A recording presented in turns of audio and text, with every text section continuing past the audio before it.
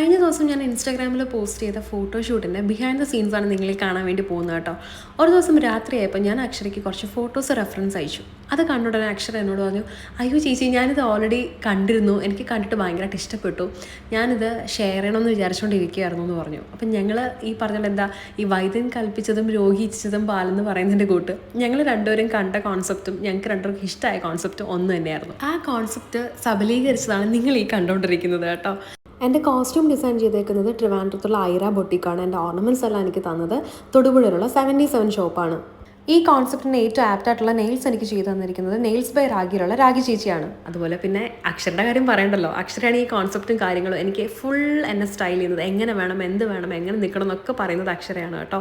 അതുപോലെ തന്നെ മേക്കപ്പ് ചെയ്തേക്കുന്നത് മേക്കപ്പ് ബൈ അജു ആണ്. നല്ല മേക്കപ്പും ആയിരുന്നു കേട്ടോ. അങ്ങനെ ഈ ഫോട്ടോഷൂട്ട് കഴിഞ്ഞത് ഞങ്ങളെല്ലാവരും ഭയങ്കര ഹാപ്പിയായി. എന്താ പറയുക, എല്ലാവരും ഒരുമിച്ച് നന്നായിട്ട് ഹാർഡ് വർക്ക് ചെയ്തു. അതുകൊണ്ട്